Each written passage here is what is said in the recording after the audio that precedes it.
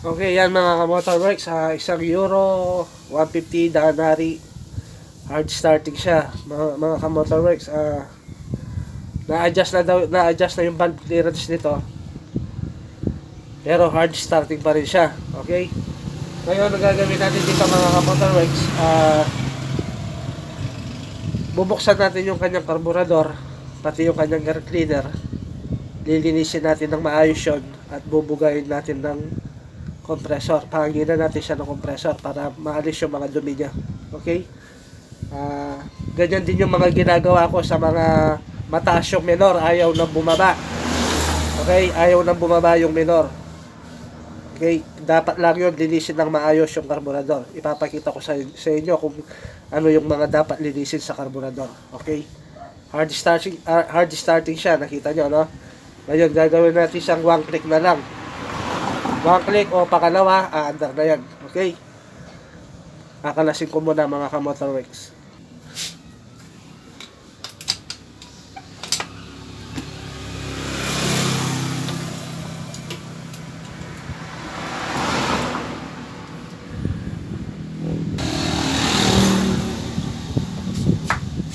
Siya.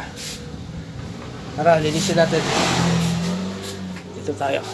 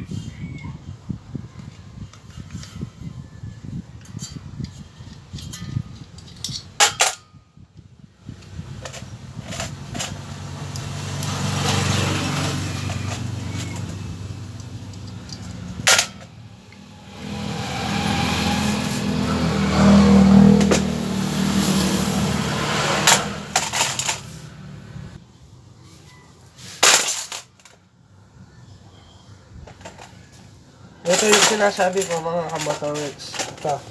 Ito, halimbawa to. Okay, malinis na to, no? Nalinisan nyo na to, maayos na. Wala nang bara. Maayos na yung butas ng pilot jet at yung main jet. Stow jet, main jet. Maayos na. Wala na, maayos na yung butas. Kita na. Pero mataas pa rin yung minor, mga ka-motorworks. Ito, minsan yung fuel air mixture natin. So, kapag marumi na to, ito, yung dito, marumi na yan. Okay, mawawalan din ng minor yan. Okay, hindi mo maitono ng maayos. Okay, ito, yung, saan yung fuel air mixture natin, yung matulis to. Okay, pag may nakabara na dyan na mga corrosion o ano ng duming klaseng dumi dyan, hindi mo na matutono ng maayos yan. Okay, una, ito, main jet at slow jet, mawawalan ng minor. Minsan, i-chochok mo muna bago umandar. Pag binaba mo, mamamatay. Di ba? Naayos na to. Pangalawa, yung ating fuel air mixture. Kapag barado to, yung daanan niya dito, kung saan pumapasok yung fuel air mixture natin, marumi na to. O, hindi mo rin maitotono ng maayos yan. Okay? Pangalawa yun. Pangatlo, ito, yung daanan ng ito yung slow jet na to. Ito yung slow jet na dito. Slow jet o pilot jet, ito. May daanan dito yan. Kapag yan, may bara dito yan, tataas yung minor niyan mga motorworks. Okay? Tataas yan. Pati to, yung main jet natin. Ito naman siya. Okay? Ayan. Main jet. Ayan. Meron siyang daanan dito. Okay? Pag nagbara yan, pati yung sa slow jet natin, tataas yung minor niyan mga ka-motorworks. Minsan hard starting pa. Minsan kapag umandar mataas yung minor, hindi mo na kahit ibaba mo ng ibaba yung adjust niya dito, yung adjustment ng minor niya ito. Okay? Kahit ibaba mo ng ibaba to, wala pa rin hanggang sa matagal na to, ayaw pa rin bumaba ng minor, mga idol. Okay, bakit? Ito nga yun, yung para, kailangan dito, bugahan mo ng compressor yan mga ka-motorworks, ha? Tandaan nyo po yun. Epektibo po yun mga ka-motorworks. Hindi yung, kapag mataas na yung minor, wala na, bibili na sila ng karburador. Hindi, maayos mo yan mga ka-motorworks, okay? Ayan. Lilinisin ko muna ng gasolina, tapos, bubugayin ko na siya ng compressor.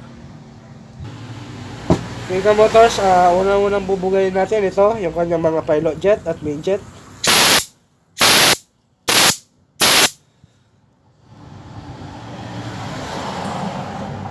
Pag malinis na yung mga jettings natin mga ka-motorworks, ito naman yung mga pinapasukan ng mga jettings natin. Yan. Okay. Bubugayin natin yan. Lahat ng butas na yan.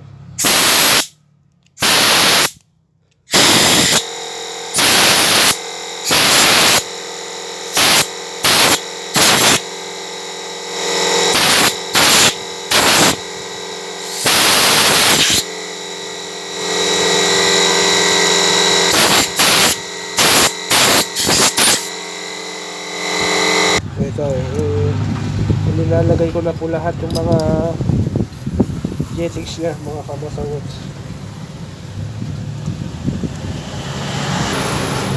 Okay, yung ano natin, fuel air mixture, 2.5 rounds.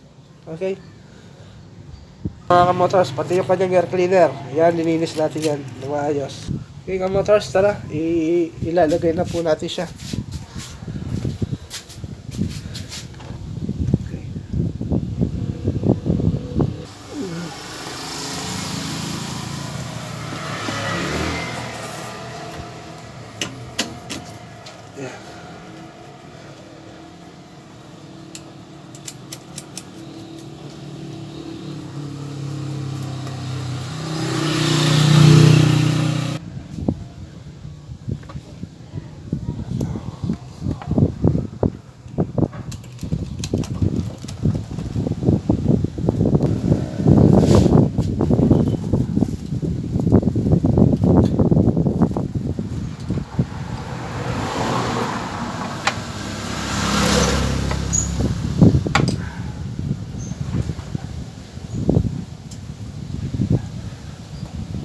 Yan mga ka-motors, na ilagay ko na yung carburetor. I-start na po natin siya.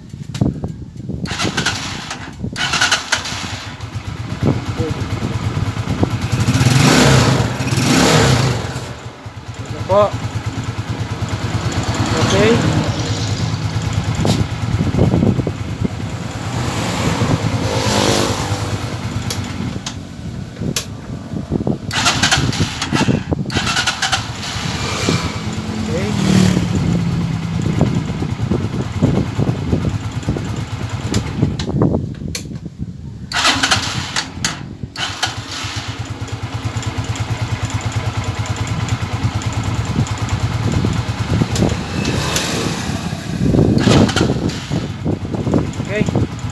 Okay na po mga ka-motorworks.